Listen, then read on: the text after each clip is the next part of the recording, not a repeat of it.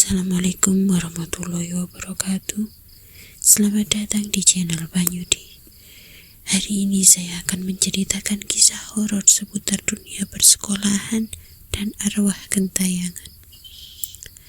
Hai, namaku Rena. Aku adalah gadis kota yang pindah ke sebuah desa di lereng gunung terpencil.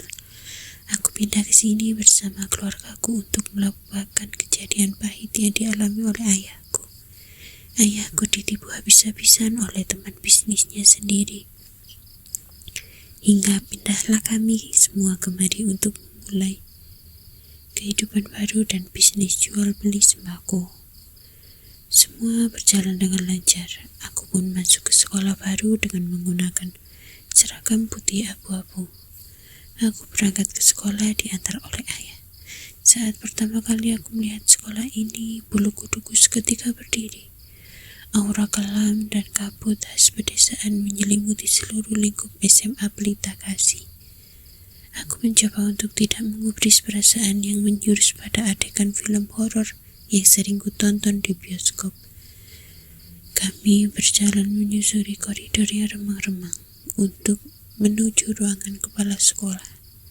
Setelah mengurus semua administrasi, aku akhirnya diantar masuk oleh wali kelas ke kelas 11. Siswa-siswi di sini hanya sedikit, tapi nampak suasana adem dan anyem. Mereka semua menerimaku dengan sangat baik.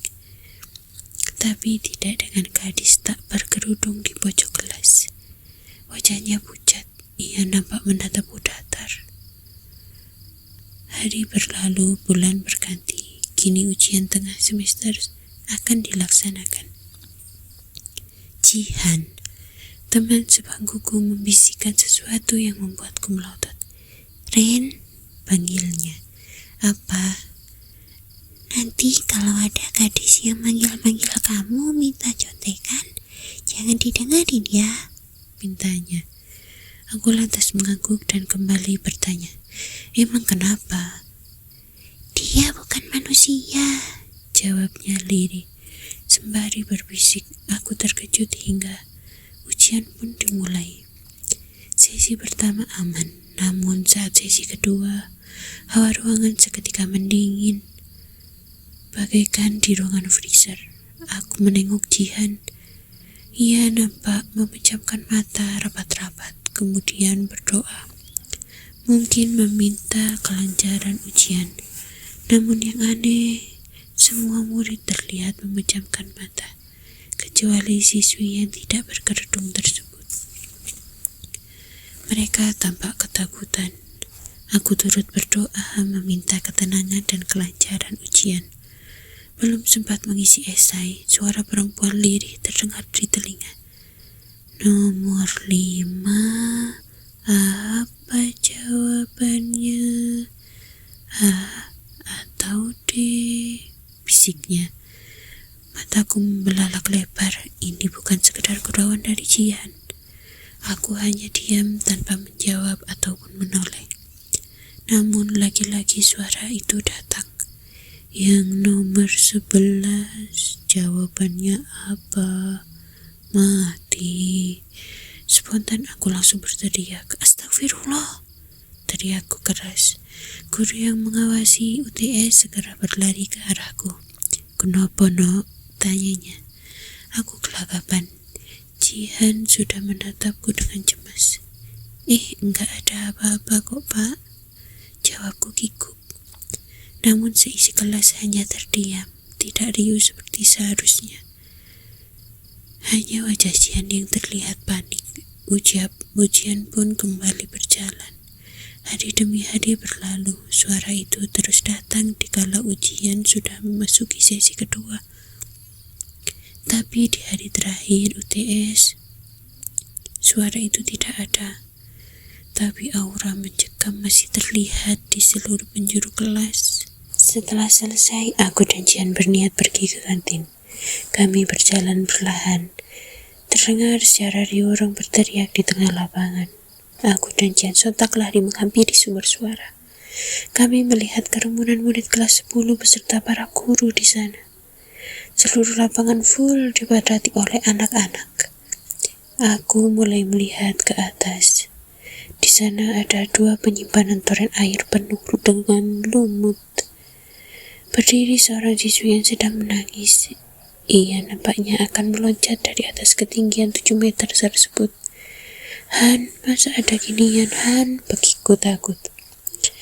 Udah tenang, Ren. Udah 10 tahun kejadian siswi kesurupan ini terjadi. Tapi dia gak akan benar-benar loncat kok. Balasnya tenang. Hatiku berdegup kencang saat melihat gadis pojok kelas berjalan ke arah kami, pelan sembari menyeret kakinya. Dia menyeringai tipis lalu berkata, temukan diriku dalam 3 hari, atau dia yang di atas akan mati. Aku tercekat. Suaranya sama, mirip dengan suara misterius pengganggu UTS. Seketika air mataku menetes. Aku kemari untuk mencari hidup yang lebih tenang. Tapi mengapa aku harus melihat penampakan? Ia mendekatkan lagi wajah pucatnya ke arahku. Hanya kamu yang bisa menemukanku. Nanti aku akan menemuimu. Namaku Dewi. Tolong cari aku, pintanya. Lalu wajahnya perlahan berdarah, bercampur air yang menetes banyak dari tubuhnya. Aku yang melihat itu tambah keras menangis. Jian menepuk-nepuk dan menggoyangkan tubuhku dengan keras, mencoba menyadarkanku. Lalu aku segera menghapus air mata. Han, ayo pulang, pintaku. Kamu kenapa, Rin? Tanyanya khawatir. Aku gak apa-apa, nanti ku ceritakan semuanya di rumah, jawabku. Rumah baruku dan Jihan memang berdekatan. Malamnya sesuai rencana Jihan menginap di rumahku. Tanpa berlama-lama aku langsung menanyakan perihal suara misterius dan Dewi tersebut. Han, panggilku. Iya, jawabnya bersemangat. Jumlah murid di kelas kita sebenarnya berapa? Tanyaku pertama-tama. Dulu 15, kalau sama kamu jadi 16, jawabnya. Aku tertegun, padahal dalam penglihatanku jumlah murid di kelas itu 17 orang. Aku kembali bertanya, kenapa bisa siswi kesurupan selama 10 tahun berturut-turut, Han?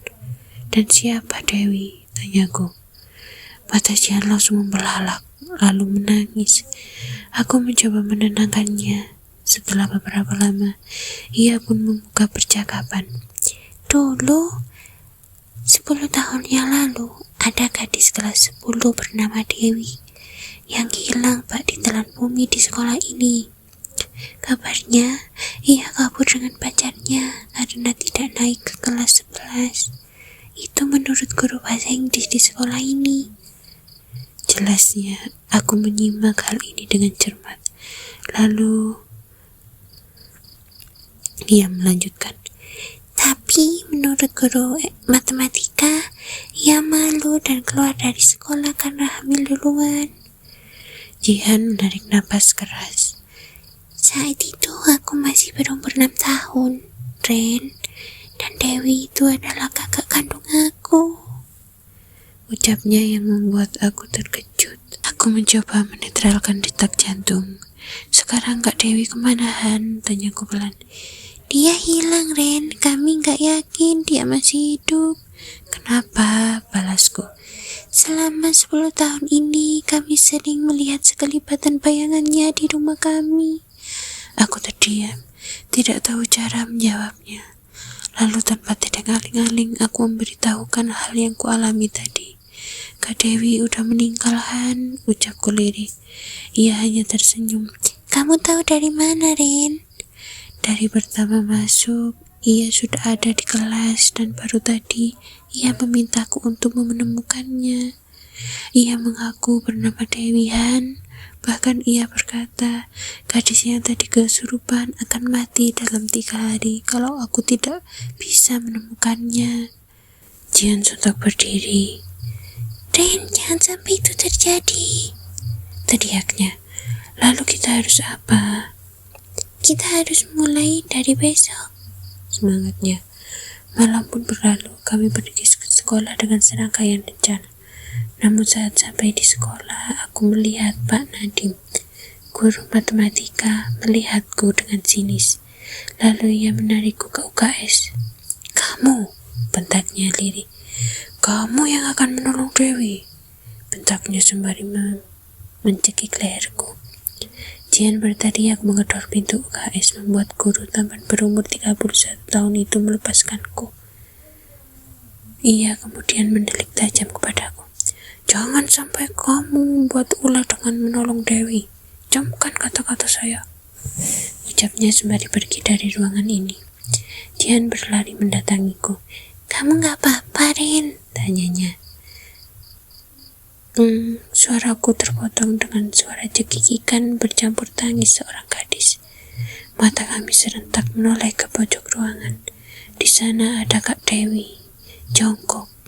Kami bergidik ketakutan. Matanya merah, kemudian ia terbang dan menjambak hijab kami.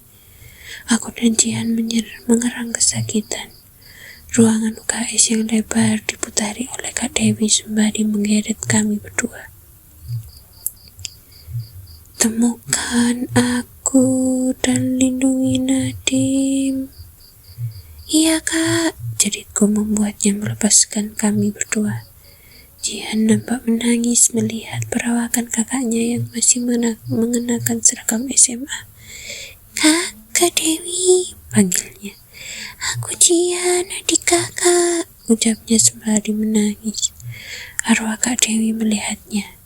Ia menunduk memastikan, lalu berkata sebelum meninggal, "Oh adikku, jangan menjadi buta sepertiku. Aku kedinginan di atas sana.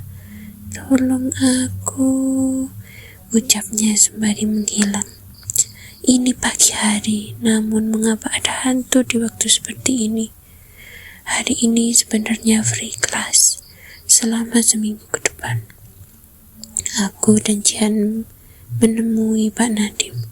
Namun yang ada di ruangannya adalah Pak Arhan, guru bahasa Inggris yang juga masih muda, berusia sekitar 33 tahun, adik ipar dari Pak Nadim.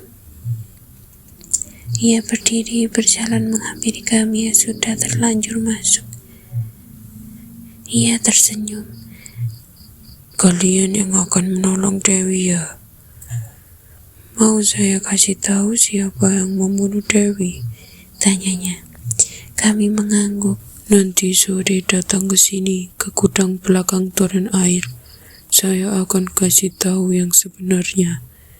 Kami mengangguk dan segera keluar dari ruangan Pak Nadim. Kemana sebenarnya beliau? Sorenya kami pamit akan ke sekolah pada orang tuaku.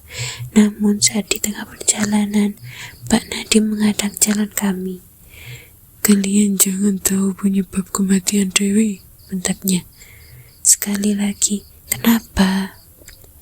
"Apa Bapak takut kalau pembunuhnya ditemukan?" tanya Jihan sarkas. "Saya enggak mau kalian dan adik saya celaka," jawabnya. Dengan rencana yang matang, kami tidak menggubris perkataan guru matematika tersebut dan kembali melanjutkan perjalanan ke sekolah. Sesampainya di sana, Pak Arhan sudah menunggu kami. Ia mengajak kami ke atas toren air.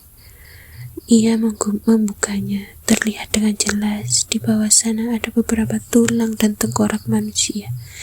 Kami berdua terkejut, lalu pundak kami dipukul dengan keras oleh Pak Arhan. Seketika kami pingsan, entah bagaimana caranya, suara gaduh itu membangunkanku. Terlihat Pak Arhan sedang menghajar Pak Nadim. Pak Nadim tersungkur dengan keras, membuatnya kalah dalam pertarungan. Aku berteriak keras, Siapa di antara kalian yang sudah membunuh Kak Dewi?" jeritku. Disusul tangisan Jihan yang sudah tersadar. Pak Arhan berjalan sembari tertawa dan mengikat tubuh Pak Nadim. "Yang sudah bunuh Dewi adalah saya." Hahaha, saya yang sudah bunuh Dewi, gadis cantik yang mengandung anak saya itu. Tapi sayang, dia malah mau melaporkan saya ke polisi. Padahal kami sama-sama suka. Gadis sialan memang, umpatnya. Tanpa babibu, aku langsung meminta orang yang sudah siaga di balik telepon sejak kami berangkat tadi untuk masuk menyergap Pak Arhan. Beberapa polisi segera datang. Polisi itu adalah suruhan ayah memenuhi gudang sekolah ini. Namun tatapan Pak Arhan biasa saja. Ia hanya tertawa senang melihat gerombolan orang berpistol. Lalu kedatangan arwah Kak Dewi membuat ia ketakutan. Kak Dewi terbang ke arahnya sembari membawa balok kayu, memukuli betis Pak Arhan.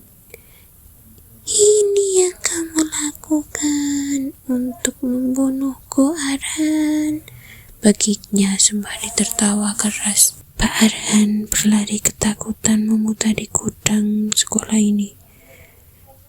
Para polisi minggir untuk menutup pintu keluar. Lalu tanpa sengaja Pak Arhan menabrak balok-balok kayu besar yang disimpan oleh sekolah. Namun naas balok-balok itu menghantam kepala Pak Arhan sehingga ia kejang-kejang di tempat. Kak Dewi tersenyum riang melihat Pak Arhan merenggang nyawa di hadapannya sendiri. Dendamnya sudah terbalaskan. Ia tertawa cekikikan, lalu menghampiri kami. Terima kasih Rena dan adikku Jihan, juga Nadim, kalian orang baik sudah menolong saya. Sekarang saya pamit. Terima kasih.